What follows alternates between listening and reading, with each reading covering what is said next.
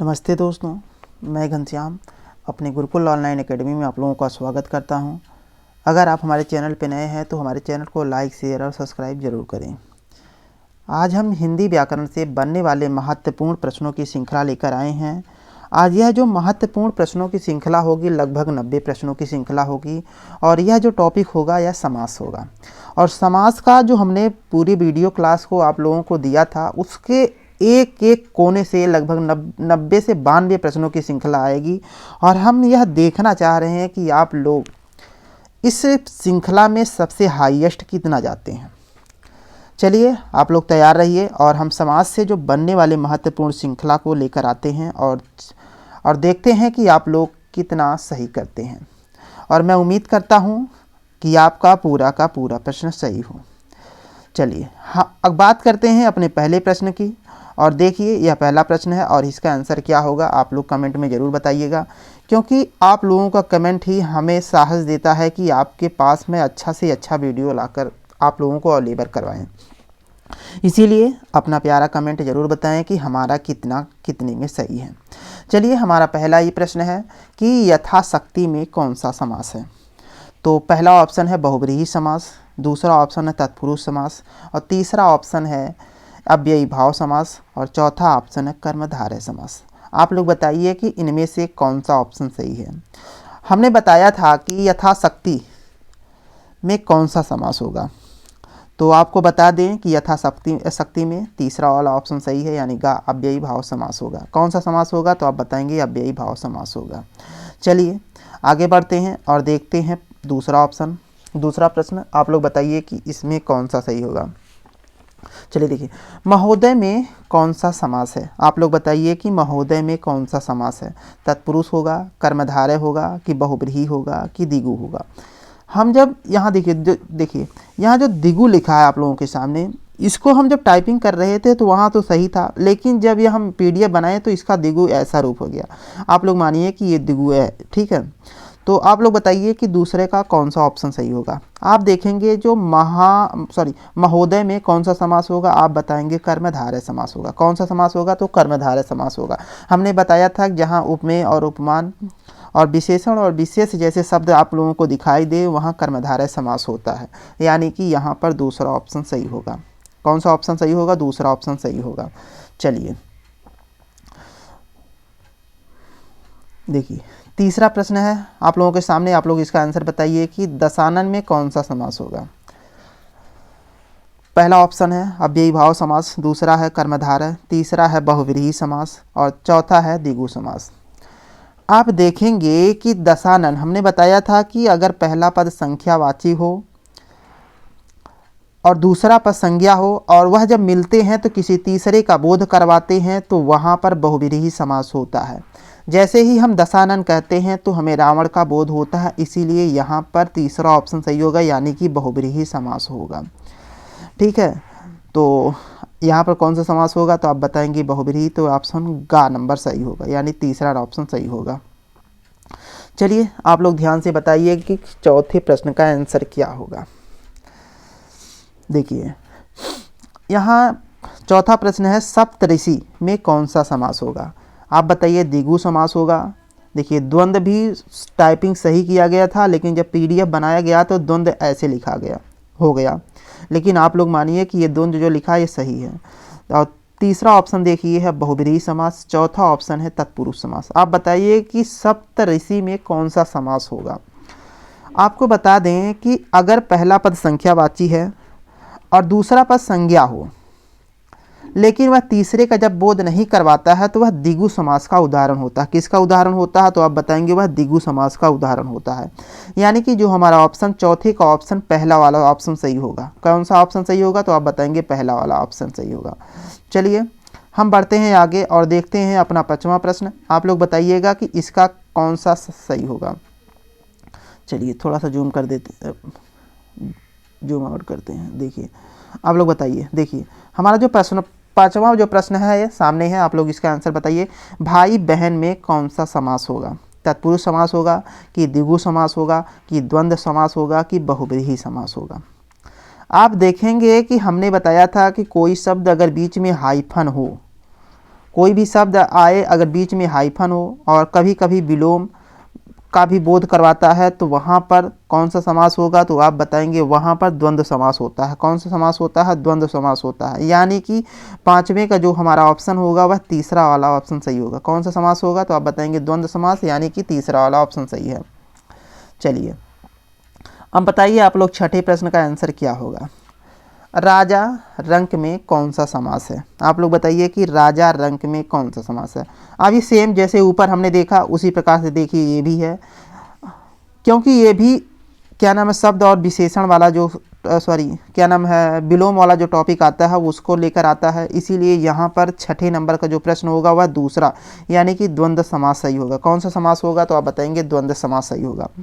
अगर आप लोगों को थोड़ा सा दिक्कत हो रही है तो आप लोग हमारे पुराने वीडियो यानी कि जो समास पे हमने लगभग आप लोगों को बेहतरीन देने का प्रयास किया है, आप लोग जाइए वहाँ पर देखिए, और समास का जो हमने बहुत ही डीपली बहुत ही गहराई से आप लोगों के लिए अवेलेबल करवाया है निःशुल्क।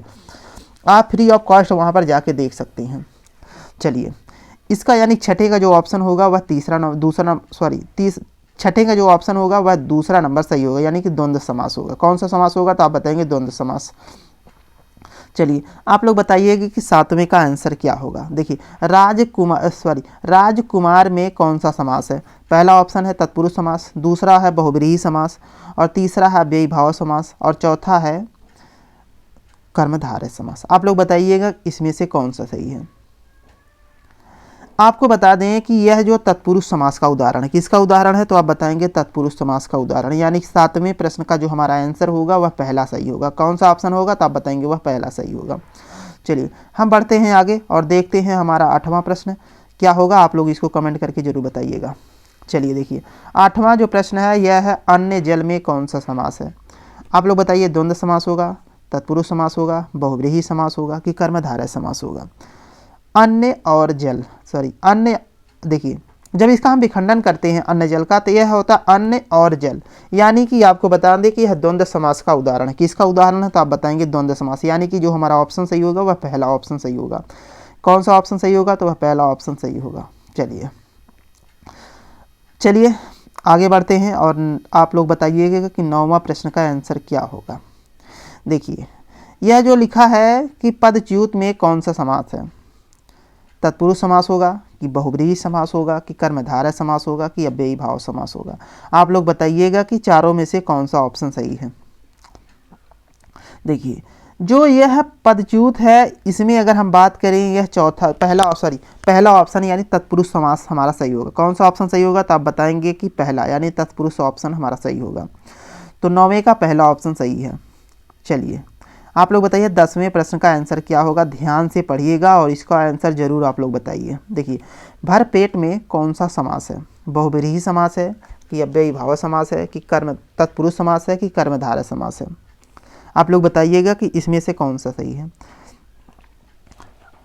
यह जो आपको बता दें भरपेट अव्ययीभाव समास का उदाहरण है। किसका उदाहरण है? तो आप बताएंगे अव्ययीभाव समास का उदाहरण है, यानी कि जो हमारा 10वें प्रश्न का आंसर होगा वह दूसरा सही होगा। कौन सा सही होगा? तो वह दूसरा सही होगा। चलिए जिन बच्चों का 10 में से 10 सही है उनके लिए हार्दिक बधाई। जिन बच्चों का 10 में से कुछ 8 सही हैं या उससे नीचे हैं आप लोग घबराइए मत, पुरानी वीडियो पे जाइए, वहाँ पर पूरे वीडियो ध्यान से देखिए और आपसे उम्मीद करते हैं कि आप लोग जितने भी प्रश्न समाज से बनेंगे आप उतने सही कर आएंगे, इसीलिए आप लोग पुराने वीडियो ज़रूर देखिएगा। चलिए इसी क्रम में हम आगे बढ़ते हैं और हमारा 11वां प्रश्न क्या होगा उसको देखते हैं। चलिए आप लोग बताइएगा कि 11 नंबर प्रश्न का आंसर क्या होगा।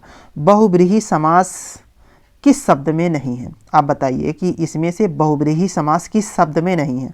चंद्रशेखर, लंबोदर और उसके बाद चतुर्मुख, उस पर गंगा यमुना। आप देखेंगे कि जो 11 नंबर का प्रश्न है इसमें से चंद्रशेखर, लंबोदर और चतुर्मुख और गंगा यमुना, इसमें से बहुब्रीहि समास किसमें नहीं है। तो आप बताएंगे चौथा, यानी कि घा वाला ऑप्शन जो होगा यानी गंगा यमुना। यह जो बहुब्रीहि समास का उदाहरण नहीं, यह जो द्वंद्व समास का उदाहरण है। किसका उदाहरण है? तो आप बताएंगे द्वंद्व समास का उदाहरण है, यानी कि जो हमारा ऑप्शन होगा वह चौथा ऑप्शन सही होगा। चौथा ऑप्शन सही होगा तो आप बताएंगे चौथा। चलिए बात करते हैं हम 12 नंबर की और यह देखते हैं कि 12 नंबर का प्रश्न क्या होगा। चलिए, बहुब्रीहि समास किस शब्द में नहीं है? आप लोग बताइएगा कि इसमें से 4 ऑप्शन में से बहुब्रीहि समास किस में नहीं है। पहला ऑप्शन है दशानन, दूसरा ऑप्शन है सप्तऋषि, तीसरा ऑप्शन है चक्रपाणि और चौथा ऑप्शन है बजरंगी। देखिए, हमने बताया था कि बहुब्रीहि जो समास के उदाहरण होते हैं वह देखिए इसमें दो पद होते हैं और दोनों पद अप्रधान होते हैं, और जब दोनों पद मिलते हैं तो वह तीसरे का बोध करवाते हैं, उसे हम क्या कहते हैं? उसे हम बहुब्रीहि समास कहते हैं। देखिए, दशानन कहने से हमें रावण का बोध हो रहा है, चक्रपाणि कहने से हमें क्या नाम विष्णु का बोध हो रहा है, बजरंगी कहने से हमें हनुमान जी का बोध हो रहा है, लेकिन सप्तऋषि कहने से हमें किसी का बोध नहीं हो रहा है। यह जो 7 ऋषियों का समूह का बोध हो रहा है, इसीलिए इस 12 वाले ऑप्शन में हमारा दूसरा ऑप्शन सही होगा। कौन सा ऑप्शन सही होगा? तो आप बताएंगे दूसरा ऑप्शन सही होगा। चलिए देखिए, 12 नंबर का कौन सा ऑप्शन सही है? तो आप बताएंगे दूसरा। चलिए, इसी क्रम में हम आगे बढ़ते हैं और हम देखते हैं 13 प्रश्न का आंसर क्या होगा। आप लोग इसको ध्यान से देखिएगा और बताइएगा कि इसका आंसर क्या होगा। एक बार अगर आप लोग इस किसी भी टॉपिक को समझ जाते हैं तो आपका प्रश्न गलत नहीं होगा, बस समझने की थोड़ी सी देरी है। देखिए, ये भी वही प्रश्न कह रहा है कि बहुब्रीहि समास किस शब्द में नहीं है। बहुब्रीहि समास किस शब्द में नहीं है?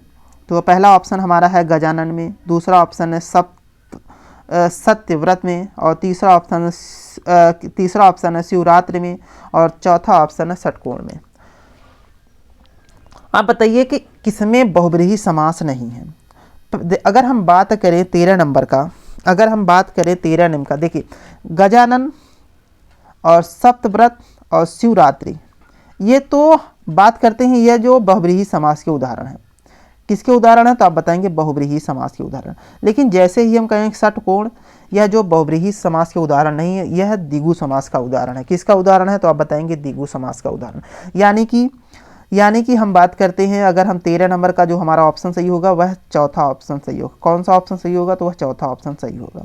चलिए, बात करते हैं हम आगे और देखते हैं अपने 14 नंबर का प्रश्न। आप लोग बताइए कि तत्पुरुष समास किस शब्द में नहीं है।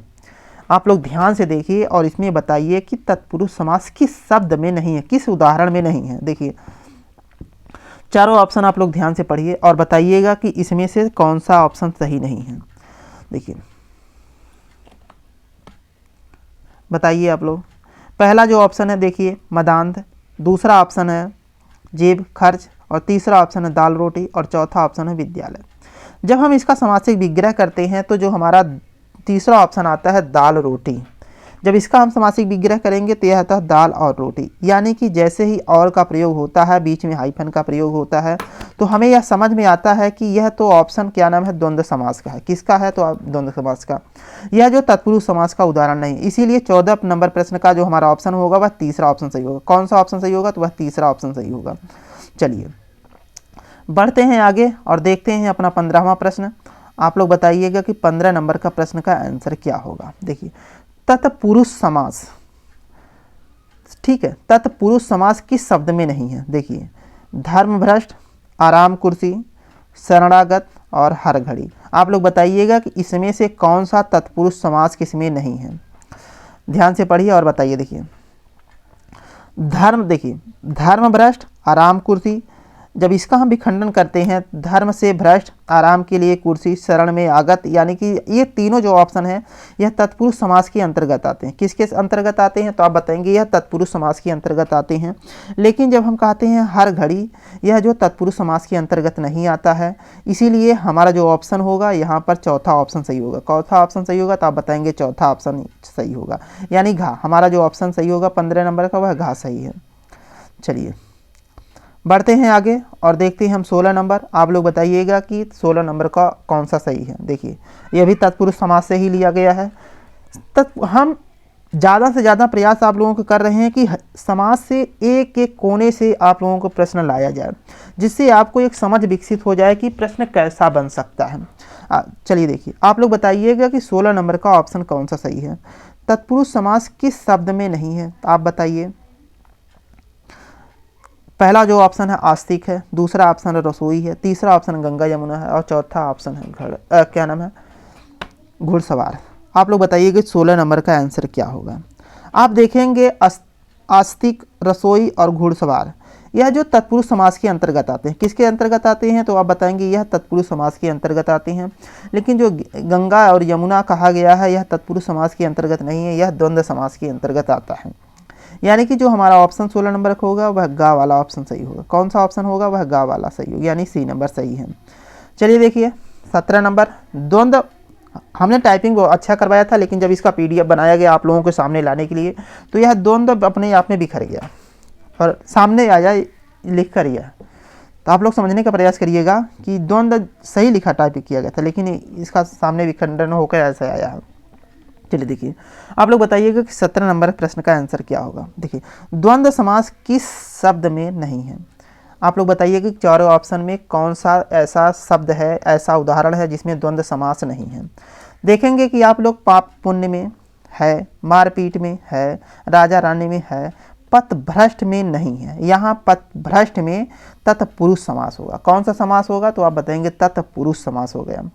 और वह भी तत्पुरुष समास में कौन सा, किसके अंतर्गत आएगा? तो आप बताएंगे अपादान तत्पुरुष समास के अंतर्गत है। यानी कि आप लोगों को बता दें 17 नंबर का जो हमारा ऑप्शन होगा वह चौथा वाला ऑप्शन सही होगा। चौथा ऑप्शन सही होगा तो आप बताएंगे चौथा वाला। ठीक है, चलिए हम आगे बढ़ते हैं और देखते हैं हम अपने 18 नंबर प्रश्न का। आप लोग बताइएगा, पहले प्रश्न पढ़िए तो हम चारों विकल्प दिखा रहे हैं आप लोगों को। देखिए, यह प्रश्न है द्वंद्व समास किस शब्द में नहीं है? द्वंद्व समास किस शब्द में नहीं है? चलिए चारों ऑप्शन देखिए और बताइए।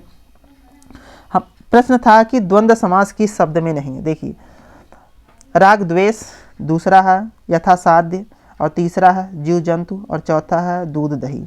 आप लोग बताइए कि ये जो चारों ऑप्शन आप लोगों के सामने है, इसमें किसमें द्वंद्व समास नहीं है? आप लोग देखेंगे कि जो चारों में हमारा दूसरा ऑप्शन है यथासाध्य, इसमें द्वंद्व समास नहीं है, क्योंकि यह जो अव्ययी भाव समास के अंतर्गत आता है, यह अव्ययी भाव समास का उदाहरण है। यानी कि जो हमारा ऑप्शन सही होगा वह दूसरा वाला ऑप्शन सही होगा। ठीक है, चलिए 18 नंबर का कौन सा ऑप्शन सही था? आप बताएंगे बी नंबर सही था। चलिए अब बात करते हैं 19 नंबर। आप लोग बताइएगा कि इसमें कौन सा सही है। देखिए, द्वंद्व समास किस शब्द में नहीं है? आप लोग फिर बताइए कि इसमें कौन सा ऐसा शब्द है जिसमें द्वंद्व समास नहीं है। आप देखेंगे पहला जो ऑप्शन है रोग मुक्त, और दूसरा जो ऑप्शन है जात कुजात, और तीसरा ऑप्शन है धन दौलत, और चौथा जो ऑप्शन है घी शक्कर। आप देखेंगे कि दूसरा, तीसरा और चौथा यह जो द्वंद्व समास के अंतर्गत आता है, लेकिन जो पहला हमारा ऑप्शन है यह रोग मुक्त, यह जो तत्पुरुष समास के अंतर्गत आता है। इसीलिए हमारा 19 नंबर का दूसरा वाला 19 नंबर का जो हमारा पहला वाला ऑप्शन है वह सही होगा, यानी कि ए वाला ऑप्शन सही है। चलिए बात करते हैं हम आगे और देखते हैं 20 नंबर, और आप लोग बताइएगा कि 20वें प्रश्न का आंसर क्या होगा। कर्मधारय समास। आप लोगों को बता दें, कर्मधारय समास जब हम पढ़ा रहे थे तो हमने बताया था कि अगर कोई पहला पद और दूसरा पद क्या नाम है उपमा, विशेषण और विशेष उपमेय और उपमान को लेकर आता है, वह कर्मधारय समास के अंतर्गत आता है। तो आप बताइए कि 20 नंबर प्रश्न का आंसर क्या होगा। देखिए, पहला ऑप्शन है, पहले प्रश्न पढ़िए, कर्मधारय समास किस शब्द में नहीं है? पहला जो ऑप्शन है नीलांबुज, दूसरा ऑप्शन है चंद्रमुखी, और तीसरा ऑप्शन है पुरुषोत्तम, और चौथा ऑप्शन है चौपाई। आपको बता दें जो पहला, दूसरा और तीसरा वाला ऑप्शन है यह जो कर्मधारय समास के अंतर्गत आता है। किसके अंतर्गत आता है? यह कर्मधारय समास के अंतर्गत आता है। लेकिन जो चौथा वाला ऑप्शन है चौपाई, यह जो क्या नाम है द्विगु समास के अंतर्गत आता है। किसके अंतर्गत आता है? तो आप बताएंगे द्विगु समास के अंतर्गत आता है। इसीलिए हमारा जो ऑप्शन होगा वह चौथा वाला ऑप्शन सही होगा। 20 का चौथा सही है। चलिए देखते हैं आगे और बताइए आप लोग 21 नंबर प्रश्न का आंसर क्या होगा। देखिए, और प्रश्न हमारा है कर्मधारय समास किस शब्द में नहीं है? कर्मधारय समास किस शब्द में नहीं है? आप लोग कर्मधारय समास किस शब्द में है? प्रश्न पढ़ते हुए ध्यान रखिएगा। अगर हम थोड़ा सा नहीं और हाँ कुछ जैसे शब्दों को लाते हैं तो हमारा गलत हो जाता है। तो चलिए फिर से पढ़िए, कर्मधारय समास किस शब्द में है? आप लोग बताइएगा कि 21 नंबर में किसमें कर्मधारय समास है। पहला ऑप्शन है पंचवटी, दूसरा ऑप्शन है महाशय, और तीसरा ऑप्शन है सूर्य, और चौथा ऑप्शन है व्यापारी। आपको बता दें कि जो कर्मधारय समास, इसमें दूसरा जो ऑप्शन है महाशय में, इसमें जो है कर्मधारय समास है और तीनों में कर्मधारय समास नहीं है। ठीक है, तो हमारा जो ऑप्शन होगा वह दूसरा सही होगा। 21 का कौन सा ऑप्शन सही होगा, तो आप बताएंगे दूसरा। चलिए बात करते हैं 22 नंबर। आप लोग बताइएगा कि 22 नंबर प्रश्न का आंसर क्या होगा। देखिए, कर्मधारय समास, आप लोग पढ़िए, बताइए कर्मधारय समास किस शब्द में नहीं है। कर्मधारय समास किस शब्द में नहीं है। पहला ऑप्शन है सज्जन में, दूसरा ऑप्शन है नीलगाय में, तीसरा ऑप्शन है पंचमुख में और चौथा ऑप्शन है दयालु मानस में। आप देखेंगे कि जो पहला, दूसरा और चौथा ऑप्शन है यह जो कर्मधारय समास के अंतर्गत आता है, लेकिन जब हम कहें कि तीसरा जो ऑप्शन है गा वाला ऑप्शन, यह पंचमुख, यह जो कर्मधारय समास के अंतर्गत नहीं आता है। तो यानी जो हमारा ऑप्शन होगा वह तीसरा सही होगा। 22 का कौन सा सही है, तो आप बताएंगे वह तीसरा सही है। चलिए 22 का कौन सा सही है, तो आप बताएंगे तीसरा सही है। चलिए बढ़ते हैं आगे और देखते हैं अपना 23वां प्रश्न, और आप लोग ध्यान से देखिएगा कि और इसका आंसर क्या होगा। चलिए आप लोग इसको देख लीजिए। चलिए बताइए कि इसका आंसर क्या होगा। देखिए, द्विगु समास में कौन सा शब्द नहीं है। मतलब कि ये जो चारों ऑप्शन है आप लोग देखिए, इसमें बताइए कौन सा ऐसा ऑप्शन है जो द्विगु समास का अंतर्गत नहीं आता है। तो पहला ऑप्शन देखिए चतुर्मुख। मैंने द्विगु समास का पहले आप लोग याद करिए, अगर किसी पहला पद संख्यावाची हो और वह जब दोनों दूसरा पद संज्ञा हो, लेकिन जब वह मिलते हैं तो वह जगह तीसरे का बोध करवाते हैं, वह बहुब्रीहि हो जाते हैं। अगर वह नहीं तीसरे का बोध करवाते हैं तो वह द्विगु समास के अंतर्गत आते हैं। अब देखिए चारों में से कौन सा ऐसा शब्द है, कौन सा ऐसा शब्द है जो द्विगु समास के अंतर्गत नहीं आता है। तो देखिए, चतुर्भुज कहने से किसका बोध हो रहा है, तो आप बताएंगे विष्णु का। और पंचवटी और उसके बाद द्विगु और त्रिवेणी, यह जो दूसरा, तीसरा और चौथा ऑप्शन है यह द्विगु समास के अंतर्गत आता है। लेकिन चतुर्भुज जो पहला वाला ऑप्शन है यह सही है, यह द्विगु समास के अंतर्गत नहीं आता है, यह बहुब्रीहि समास के अंतर्गत आता है। क्योंकि चतुर्भुज कहने से हमें विष्णु का बोध होता है, यानी कि जो हमारा 23 नंबर का प्रश्न होगा वह ए वाला सही होगा। चलिए बढ़ते हैं आगे और देखते हैं हम अपने 24 नंबर प्रश्न को। आप लोग ध्यान से देखिए और इसमें बताइएगा कि 24 नंबर प्रश्न का आंसर क्या होगा, क्योंकि इस प्रश्न को बहुत ही ध्यान से देखने का प्रयास करिएगा, क्योंकि आप लोग यहाँ पर जरूर गलत करेंगे। तो थोड़ा सा ध्यान लगाइएगा कि इसमें कौन सा ऑप्शन सही है। देखिए, द्विगु समास किस शब्द में नहीं है। पहला ऑप्शन है त्रिफला में, दूसरा ऑप्शन अठन्नी में, तीसरा ऑप्शन है त्रिमुनि में और चौथा ऑप्शन सतसई। तो आप बताइएगा कि इसमें द्विगु समास किस में नहीं है। ध्यान से देखिएगा, क्योंकि बार बार हम कह रहे हैं कि ऐसे प्रश्न आप लोगों के सामने आ सकते हैं। चलिए बताइएगा कि इसमें से कौन सा किसमें द्विगु समास नहीं है। कुछ बच्चे होंगे जो सतसई की तरफ भागेंगे, क्योंकि सतसई का आने बाद किसी पुस्तक का ध्यान रखेंगे, लेकिन आपको बता दें कि यहाँ पर 24 नंबर का ऑप्शन जो सतसई नहीं होगा। अब बताइएगा कि 24 नंबर में जो ऑप्शन होगा चौथा ऑप्शन नहीं होगा, यानी सतसई नहीं होगा। तो अब बताइए किस में होगा, त्रिफला में होगा कि अठन्नी में होगा कि त्रिमुनि में होगा कि सतसई में होगा। आपको बता दें कि जो 24वें नंबर का जो आएगा आंसर वह नंबर 3 होगा। कौन सा ऑप्शन होगा, तो 3 होगा, यानी त्रिमुनि में द्विगु समास नहीं होता है। अब देखिए, अभी आप लोग सोच रहे होंगे कि यहाँ पर पहला पद संख्यावाची है और दूसरा पद संज्ञा है, तो यह जो है द्विगु समास के अंतर्गत आना चाहिए। लेकिन आपको बता दें कि द्विगु समास के दो ऐसे उदाहरण हैं, दो प्रकार के ऐसे उदाहरण हैं जो द्विगु समास के अंतर्गत नहीं आता। अगर किसी नदी के पहले संख्यावाची शब्द आ जाए तो वह जो है द्विगु समास के अंतर्गत नहीं आता है। किसके अंतर्गत नहीं आता, तो आप बताएंगे वह द्विगु समास के अंतर्गत नहीं आता, वह अव्ययी भाव समास के अंतर्गत आता। यह पहला आप लोग ध्यान रखिएगा। और देखिए, अगर जैसे मान लीजिए यदि पहला पद किसी संख्या का बोध करवाता है, ध्यान दीजिएगा, यदि पहला पद किसी संख्या का बोध करवाता है, उसके बाद किसी वंश का नाम आता है, ये ठीक है, या किसी मुनि का नाम आता है, ठीक है, या किसी मुनि का, जैसे मुनि शब्द आता है तो वह जो द्विगु समास का उदाहरण नहीं होता है, वह अव्ययी भाव समास का उदाहरण होता है। किसका ऑप्शन होता है? अव्ययी भाव समास होगा।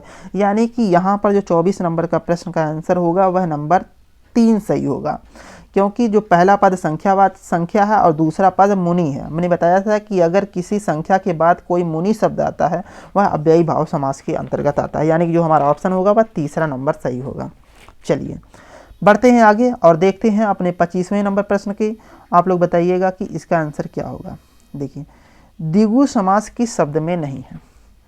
द्विगु समास किस शब्द में नहीं है? पहला जो ऑप्शन है महाजन, दूसरा ऑप्शन अठन्नी, तीसरा ऑप्शन नवरत्न और चौथा ऑप्शन है पंचतत्व। आप लोग बताइएगा कि 25 नंबर का आंसर क्या होगा। देखिए, आपको बता दें जो पहला ऑप्शन देखें महाजन, यह जो कर्मधारय समास के अंतर्गत उदाहरण, किसका उदाहरण है तो आप बताएंगे कर्मधारय समास, क्योंकि पहला इसमें देखेंगे उपमेय और उपमान जैसे शब्द आप लोगों को दिखाई देंगे, और दूसरा, तीसरा, चौथा यह द्विगु समास के अंतर्गत आता है। तो इसीलिए हमारा जो पहला ऑप्शन है यह द्विगु समास के उदाहरण नहीं है, यानी इसके अंतर्गत नहीं आती। यानी कि 25 नंबर का कौन सा ऑप्शन सही होगा तो आप बताएंगे पहला। चलिए बढ़ते हैं आगे और हम देखते हैं 26 नंबर प्रश्न की, और आप लोग ध्यान से पढ़िए और इसका आंसर क्या होगा। आप बताइए अव्ययी भाव समास किस शब्द में नहीं है? अव्ययी भाव समास किस शब्द में है? क्या है? आप बताइए अव्ययी भाव समास किस शब्द में है? चलिए आप लोग बताइए, ध्यान से देखिएगा, क्योंकि अगर आप थोड़ा सा मिस्टेक करेंगे तो गलती कर जाएंगे। चलिए चारों ऑप्शन आप लोगों के सामने है, आप लोग बताइए। देखिए, अव्ययी भाव समास किस शब्द में है? पहला ऑप्शन है पल पल, दूसरा ऑप्शन है मन माना, और तीसरा ऑप्शन है धीरे धीरे, और चौथा ऑप्शन है का और गा दोनों। आप बताइएगा कि इसमें अव्ययी भाव समास किस में है। आप लोग थोड़ा सा ध्यान दीजिएगा कि यहाँ जो हमने बताया था कि अगर किसी बीच में हाइफन हो तो वह द्वंद्व समास का उदाहरण हो सकता है, होता भी है।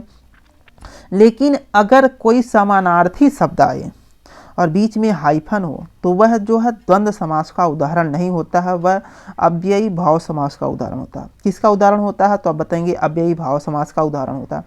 इसीलिए जो हमारा ऑप्शन यहाँ पर होगा वह इसीलिए जो हमारा ऑप्शन होगा वह चौथा सही होगा, यानी कि पल पल और धीरे धीरे दोनों में अव्ययी भाव समास होगा। यानी कि कौन सा ऑप्शन सही होगा तो आप बताएंगे घ नंबर सही होगा।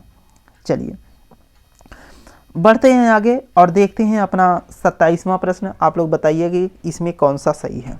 देखिए, अव्ययी भाव समास किस शब्द में नहीं है? आप इसको पढ़िए और बताइएगा किसमें अव्ययी भाव समास नहीं है। देखिए, पहला जो ऑप्शन है चतुर्भुज है, दूसरा ऑप्शन जो है यथासंख्य है, और तीसरा ऑप्शन है आमरण है, और चौथा ऑप्शन है भरपेट। आप इसको पढ़ेंगे तो आप देखेंगे कि पहला, दूसरा, तीसरा और चौथा, यह जो लगेगा कि आपको अव्ययी भाव समास का उदाहरण, लेकिन जो पहला ऑप्शन है, देखिए चतुर्भुज कहने से हमें क्या नाम है, विष्णु का बोध हो रहा, क्योंकि उनके पास 4 भुजाएं थी, इसीलिए हम चतुर्भुज विष्णु के कहते हैं। इसीलिए हमारा जो पहला ऑप्शन होगा वह सही होगा। 27वें का कौन सा ऑप्शन सही होगा तो आप बताएंगे कि वह पहला वाला ऑप्शन सही होगा कि चतुर्भुज, यानी कि क्या नाम है विष्णु का बोध हो रहा, यह क्या नाम है बहुब्रीहि समास का उदाहरण है। तो यानी कि 27 नंबर का पहला ऑप्शन सही होगा। चलिए बढ़ते हैं आगे और देखते हैं अपना 28वां प्रश्न। आप लोग ध्यान से पढ़िए और ये बताइएगा कि 28वें नंबर प्रश्न का आंसर क्या होगा। देखिए, अव्ययी भाव समास किस शब्द में नहीं है? अव्ययी भाव समास किस शब्द में नहीं है? आप लोग ध्यान से पढ़िए और बताइए, हर एक में, महाजन में, प्रत्येक में कि भरसक में। 28 नंबर का आप लोग आंसर बताइए। कि आपको बता दें जो अव्ययी भाव समास का उदाहरण नहीं है तो आप बताएंगे दूसरा जो ऑप्शन है यह अव्ययी भाव समास का उदाहरण नहीं है, यह कर्मधारय समास का उदाहरण, क्योंकि इसमें उपमेय और उपमान और जैसे शब्दों को देखने को हमें मिल रहा है, इसीलिए यह जो अव्ययी भाव समास इसका उदाहरण नहीं होगा। चलिए बढ़ते हैं हम आगे और देखते हैं अपना 29वां प्रश्न, और आप लोग बताइएगा कि इसमें कौन सा सही है। देखिए पहला जो प्रश्न पढ़िए, पंसेरी में कौन सा समास है? 5 किलो अगर हम नापते हैं तो उसे हम पंसेरी कहते हैं। आप बताइएगा इसमें किसका, पंसेरी में किस समास का है? या पंसेरी में कौन सा समास है, तो आप बताएंगे कि ऑप्शन नंबर 2, यानी कि जो हमारा 29 नंबर का दूसरा ऑप्शन है द्विगु समास, क्योंकि पहला पद संख्यावाची है, इसीलिए जो हमारा ऑप्शन होगा वह पहला यह दूसरा ऑप्शन सही होगा, यानी कि द्विगु समास सही होगा। 29 नंबर का कौन सा ऑप्शन, आप बताएंगे दूसरा। ध्यान से देखिए और बताइए, ध्यानपूर्वक देखने का प्रयास करिएगा। 30 नंबर, यह प्रश्न कई बार आप लोगों के सामने आया है और आएगा भी, ठीक है, इसको ध्यान से पढ़िए। पंचानन में कौन सा समास है, आप लोग बताइए पंचानन में कौन सा समास है। पहला ऑप्शन है द्विगु समास होगा कि बहुब्रीहि होगा कि कर्मधारय होगा कि तत्पुरुष होगा। चलिए आप लोग बताइए। देखिए, यह जो पंचानन कहने से हमें किसी तीसरे का बोध होता है। किसका बोध होता है, तो आप बताएंगे तीसरे का बोध होता है। तो आप बताएंगे किसका बोध होगा। आप देखिए, पंचानन हम शेर को कहते हैं। किसको कहते हैं, शेर को कहते हैं। इसीलिए यहाँ पर दूसरा यानी बहुब्रीहि समास इसमें होगा। कौन सा समास होगा, तो बहुब्रीहि समास होगा, यानी 30 नंबर का दूसरा वाला जो ऑप्शन है वह सही है। चलिए बताइए 31 नंबर प्रश्न का आंसर क्या होगा।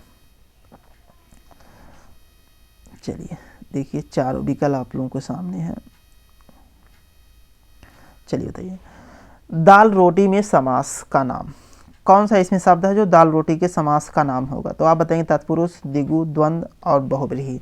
आप देखेंगे दाल रोटी जो है, यह जो क्या नाम है, विलोम शब्दों को लेकर आए हैं और बीच में हाइफन है, तो यहाँ पर तीसरा ऑप्शन यानी द्वंद्व समास इसमें होगा। कौन सा ऑप्शन सही होगा, तो आप बताएंगे द्वंद्व समास होगा। चलिए आप लोग ध्यान से पढ़िए और इसको बताइए। ऑप्शन देखिए फिर बताइएगा कि घनश्याम में कौन सा समास होगा। आप बताइए कि घनश्याम में कौन सा समास होगा। पहला जो है कर्मधारय समास है, दूसरा है द्विगु समास है, तीसरा है द्वंद्व समास और चौथा जो ऑप्शन है बहुब्रीहि समास। देखिए, आपको बता दें कि जो घनश्याम शब्द है, इसमें उपमेय और उपमान जैसे शब्दों को देखने को मिल रहा है, इसीलिए यहाँ पर पहला यानी कर्मधारय समास होगा। कौन सा समास होगा, तो आप बताएंगे कर्मधारय समास। अगर सपोर्ट दैट कहीं पर कर्मधारय और बहुब्रीहि दोनों ऑप्शन में दिखाई दे, तो अब तब पूछे कि घनश्याम में कौन सा समास होगा, तो तब आप कर्मधारय ना बता के बहुब्रीहि समास बताइएगा। क्या बताएंगे, तब आप बताइएगा बहुब्रीहि। अगर ऑप्शन में बहुब्रीहि और कर्मधारय दोनों हो तो वहाँ पर आप बहुब्रीहि बताइएगा, क्योंकि घनश्याम कहने से हमें कृष्ण का बोध होता है। किसका बोध होता है, तो कृष्ण का बोध होता है, यानी कि तब वहाँ पर बहुब्रीहि होगा। लेकिन यहाँ पर बहुब्रीहि नहीं दिया है, तो यहाँ पर हमारा पहला ऑप्शन कर्मधारय समास होगा, यानी कि 32 का कौन सा ऑप्शन सही होगा, तो आप बताएंगे पहला। चलिए बढ़ते हैं आगे और 33 नंबर प्रश्न की श्रृंखला को देखते हैं और आप लोग बताइएगा कि इसमें कौन सा सही है। देखिए, चौराहा में कौन सा समास है, द्वंद्व समास होगा कि द्विगु समास होगा कि कर्मधारय होगा कि तत्पुरुष होगा। जब हम चौराहा को समासिक विग्रह करेंगे तो यह आता है चार राहों का समाहार। जहाँ समाहार जैसे जब इसका विखंडन करेंगे तो समाहार जैसे शब्द आते हैं, तो वह जो द्विगु समास का उदाहरण होता है। किसका उदाहरण होगा, तो आप बताएंगे वह द्विगु समास का उदाहरण होगा। तो यानी कि जो हमारा ऑप्शन होगा वह दूसरा सही है। कौथा सही है, तो आप बताएंगे दूसरा सही है। चलिए बात करते हैं हम आगे और 34 नंबर प्रश्न को आप पढ़िए, चारों विकल्प हम दिखाते हैं। देखिए, हमारा जो प्रश्न है यह है पीताम्बर में कौन सा समास है। आप बताइए पीताम्बर में कौन सा समास है। देखिए, चारों ऑप्शन है, द्विगु समास है कि बहुब्रीहि समास है कि कर्मधारय समास है कि अव्ययी भाव समास है। प्रश्न एक बार फिर से देख लीजिए आप लोग। 34 नंबर का जो प्रश्न है यह कहता है कि पीताम्बर में कौन सा समास है। आप लोग बताइएगा कि पीताम्बर में कौन सा समास है। देखिए, पहला जो ऑप्शन है द्विगु समास है, दूसरा बहुब्रीहि है, तीसरा कर्मधारय है, तीसरा अव्ययी भाव है। आपको बता दें जो पीताम्बर हम कहते हैं तो यह जो पीला वस्त्र धारण किसने किया, तो आप बताएंगे कृष्ण ने। तो कृष्ण का बोध करवाता है, विष्णु का बोध करवाता है, इसीलिए यहाँ पर बहुब्रीहि समास होगा। कौन सा समास होगा, तो बहुब्रीहि समास होगा, यानी कि जो हमारा ऑप्शन है वह दूसरा वाला ऑप्शन सही होगा। चलिए आप लोग इसको ध्यान से पढ़िए 35 नंबर और आप लोग बताइएगा कि इसमें से कौन सा ऑप्शन सही होगा। चतुर्भुज में कौन सा समास है। आप बताइए कि चतुर्भुज में कौन सा समास है। यह प्रश्न ऊपर भी हमने इसका क्या नाम विखंडन भी किया था और बताया था कि चतुर्भुज किसे कहते हैं। देखिए, इसका जो ऑप्शन होगा वह दूसरा सही होगा, यानी कि बहुब्रीहि समास होगा। किस में होगा, तो आप बताएंगे बहुब्रीहि समास, क्योंकि चतुर्भुज हम विष्णु को कहते हैं, इसीलिए यह जो दूसरा वाला ऑप्शन है यानी बहुब्रीहि समास होगा। अब बताइए 36 नंबर प्रश्न का आंसर क्या होगा। हाथ पैर कौन सा समास है? बताइए हाथ पैर किस समास के अंतर्गत आता है? तो आप बताएंगे कि दूसरा जो द्वंद्व समास है इसी के अंतर्गत आता है। हाथ पैर किसके अंतर्गत आएगा? तो आप बताएंगे द्वंद्व समास का उदाहरण है।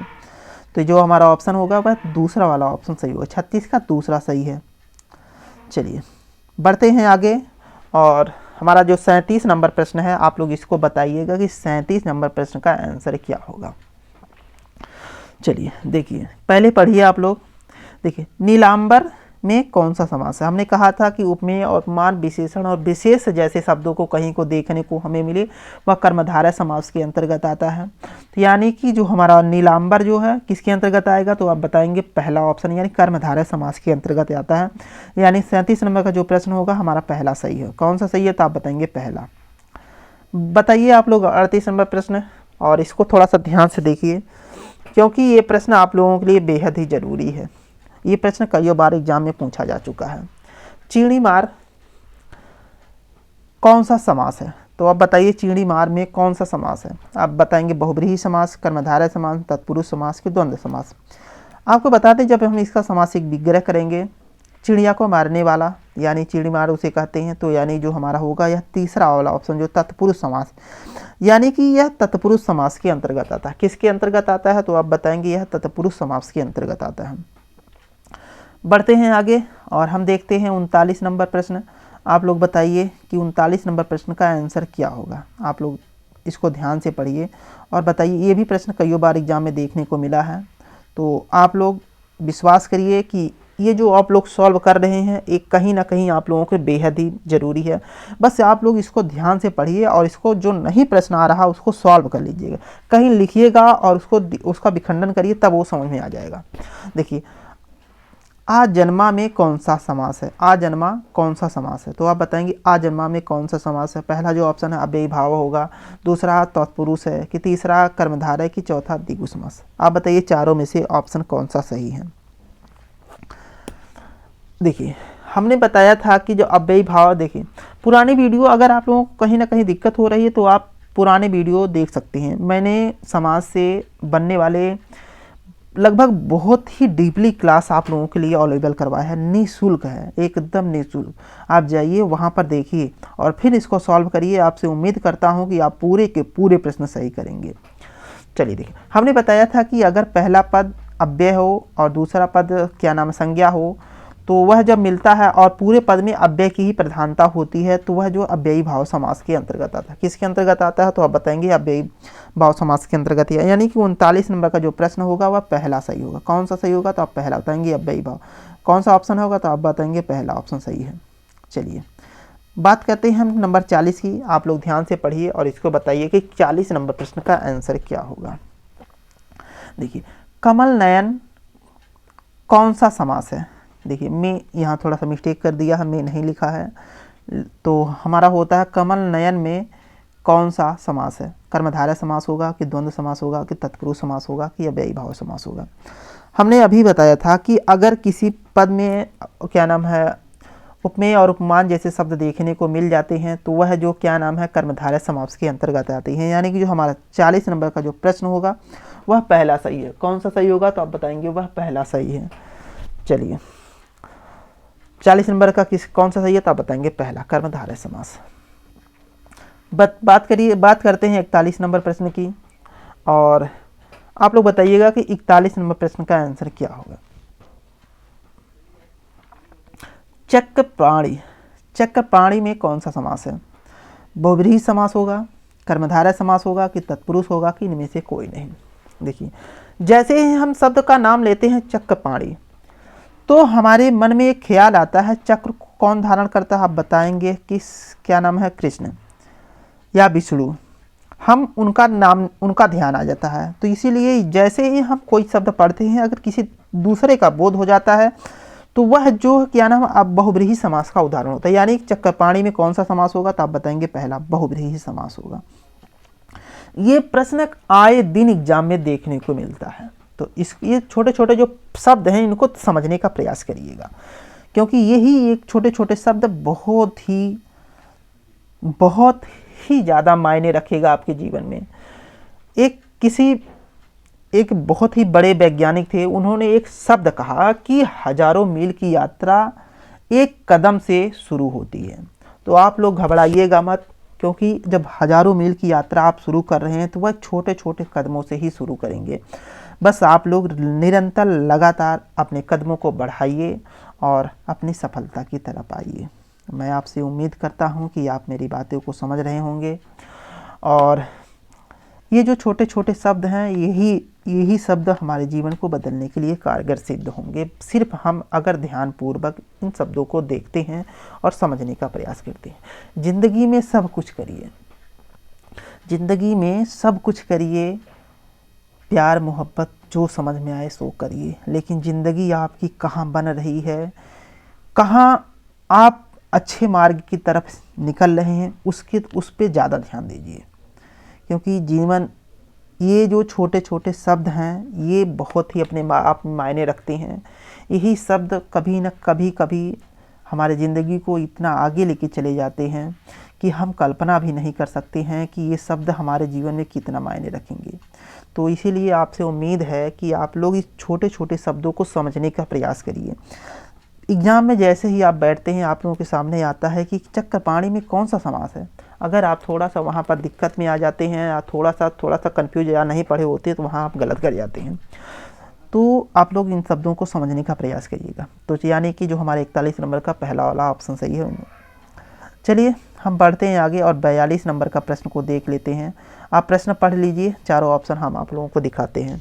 कवि श्रेष्ठ, देखिए यहाँ में जो शब्द गायब कर दिया है, लेकिन चलिए कवि श्रेष्ठ में कौन सा समास होगा। आप बताइए कि 42 नंबर का जो प्रश्न है कवि श्रेष्ठ, इनमें कौन सा समास होगा। चलिए ऑप्शन दिखाते हैं। पहला ऑप्शन है तत्पुरुष समास होगा, दूसरा ऑप्शन है कर्मधारय होगा, तीसरा ऑप्शन है द्वंद्व समास, चौथा ऑप्शन है अव्ययी भाव समास। फिर से आप एक बार प्रश्न को देख लीजिए। प्रश्न कहता है कि कवि श्रेष्ठ में कौन सा समास है। आप बताइए चारों ऑप्शन में कौन सा ऑप्शन सही होगा। आप देखेंगे कि जो कवि श्रेष्ठ है, जो हमारा जो क्या नाम है 42 नंबर है, अगर हम इसकी बात करते हैं जो कवि श्रेष्ठ है, जब इसका हम समासिक विग्रह करेंगे तो यह तत्पुरुष समास का अंतर्गत आएगा। किसके अंतर्गत आएगा? तत्पुरुष समास के अंतर्गत है। यानी कि जो 42 नंबर का जो हमारा प्रश्न होगा वह पहला ऑप्शन सही होगा। कौन सा ऑप्शन सही होगा तो आप बताएंगे पहला। बात करते हैं हम 43 नंबर प्रश्न की। आप लोग इसको सॉल्व करिए, बताइए 43 नंबर प्रश्न का आंसर क्या होगा।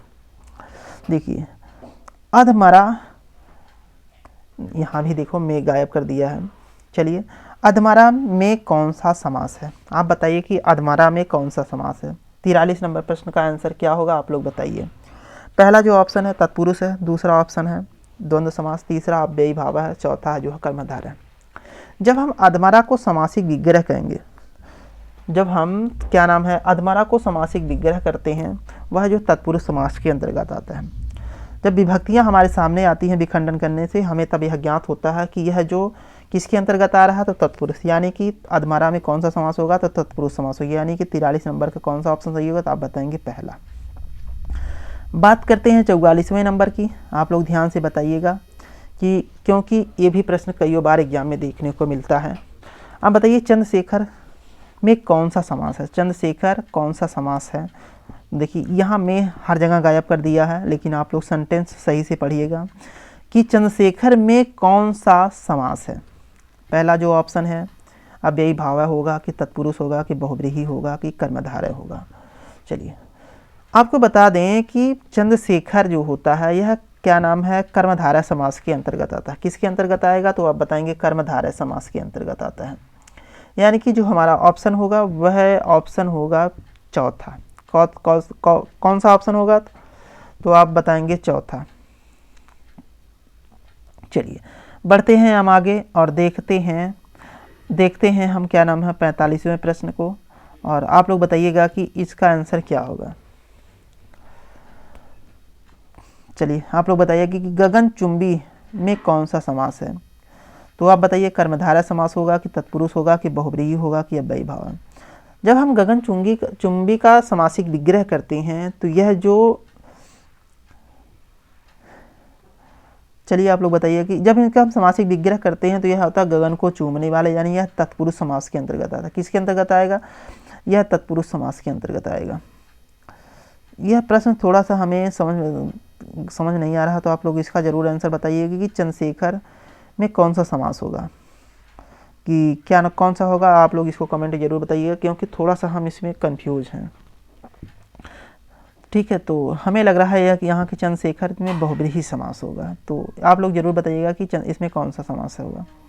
चलिए बढ़ते हैं हम आगे और देखते हैं हम क्या नाम है 46वें नंबर प्रश्न की। आप लोग बताइएगा कि 46वें नंबर प्रश्न का आंसर क्या होगा। आप देखेंगे युद्ध भूमि में कौन सा समास है, तो आप बताइए। पहला ऑप्शन है तत्पुरुष, दूसरा ऑप्शन है बहुब्रीहि, तीसरा ऑप्शन है अव्ययी भाव और चौथा ऑप्शन है कर्मधारय। आप बताइएगा कि युद्ध भूमि में कौन सा समास है। जब हम युद्ध भूमि का समासिक विग्रह करेंगे तो आप लोगों के सामने आएगा युद्ध के लिए भूमि। क्या कौन सा ऑप्शन आएगा? युद्ध के लिए भूमि, यानी हमारा जो ऑप्शन होगा यह पहला ऑप्शन होगा। कौन सा ऑप्शन होगा? तो पहला, यानी तत्पुरुष समास होगा। चलिए बात करते हैं हम आगे 47 नंबर। आप लोग बताइएगा कि 47 नंबर प्रश्न का आंसर क्या होगा। देखिए दोपहर में कौन सा समास है? दोपहर में समास है। आप बताइए दोपहर में कौन सा समास है। पहला ऑप्शन है द्विगु समास, दूसरा ऑप्शन है द्वंद्व समास, तीसरा ऑप्शन है कर्मधारय समास, चौथा ऑप्शन है तत्पुरुष समास। आप बताइएगा कि 47 नंबर का जो प्रश्न है इसमें कौन सा ऑप्शन सही है। आप देखेंगे कि जब इसका समासिक दोपहर का समासिक विग्रह करेंगे तो यह जो द्विगु समास के अंतर्गत आता है, और पहला पद संख्यावाची है, इससे भी ज्ञात होता है। तो यानी कि 47 नंबर का कौन सा ऑप्शन सही होगा, तो आप बताएंगे पहला। चलिए 2 प्रश्न और देख लेते हैं, यानी कि चलिए बताइए गुरु दक्षिणा में कौन सा समास है।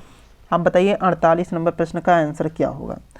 देखिए जब हम गुरु दक्षिणा कहेंगे तो इसका जब हम समासिक विग्रह करेंगे तो आएगा गुरु के लिए दक्षिणा, यानी कि तत्पुरुष समास के अंतर्गत आता है। किसके अंतर्गत आता है? यह जो तत्पुरुष समास का उदाहरण है, यानी जो 48 नंबर का जो हमारा प्रश्न होगा वह पहला ऑप्शन सही होगा।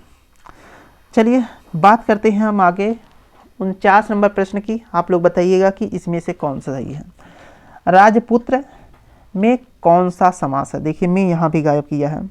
चलिए राजपुत्र में कौन सा समास है। तत्पुरुष समास होगा कि द्विगु समास होगा कि अव्ययी भाव होगा कि कर्मधारय होगा। आप इसको देखेंगे कि जब इसका समासिक विग्रह करेंगे तो यह आएगा राजा का पुत्र। क्या हो जाएगा? राजपुत्र। तो यानी कि जो 48 नंबर का जो हमारा प्रश्न होगा वह पहला सही होगा। यह तत्पुरुष समास का उदाहरण है। किसका उदाहरण है? तत्पुरुष समास का उदाहरण है। चलिए बात करते हैं हम 50 नंबर, और आप लोग ध्यान से देखिए कि 50 नंबर प्रश्न का आंसर क्या होगा। चारों ऑप्शन आप लोगों के सामने, बताइए कि कौन सा होगा। भवसागर में कौन सा समास है। देखिए यहाँ भी मैं गायब किया है। चलिए लेकिन भवसागर में कौन सा समास है। कर्मधारय है कि अव्ययी भाव है कि द्विगु है कि तत्पुरुष है। 50 नंबर का आंसर आप लोग बताइएगा कि 50 नंबर का आंसर क्या होगा। भवसागर किसके अंतर्गत आएगा, तो आप बताएंगे कर्मधारय समास के अंतर्गत आता है। किसके अंतर्गत आएगा, तो आप बताएंगे कर्मधारय। यानी कि जो हमारा 50 नंबर का जो प्रश्न होगा वह नंबर पहला, यानी कि पहला ऑप्शन सही है। चलिए इसी क्रम में हमने लगभग 50 प्रश्नों की श्रृंखला देखी, और आप लोग कमेंट करके ईमानदारी से ज़रूर बताइएगा कि 50 प्रश्नों की श्रृंखला में हमारा कहाँ तक कितना सही है। और हमने कहा था कि आप लोगों के सामने हम 90 प्रश्नों की श्रृंखला लेकर आएंगे, लेकिन आप लोग पहले 50 प्रश्नों की श्रृंखला को सॉल्व करिए, और कल अगला वीडियो हम लगभग कुछ समय बाद, आज ही अभी कुछ समय बाद हम लगभग 40 प्रश्नों की जो श्रृंखला होगी उसको लेकर आएंगे, और यह भी देखेंगे कि आप उसमें 40 प्रश्नों की श्रृंखला में कहाँ तक जाते हैं।